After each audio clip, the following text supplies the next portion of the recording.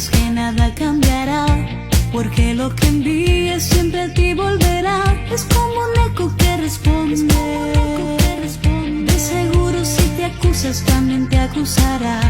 De ti depende la felicidad. El presente es el momento de olvidarse del sufrimiento.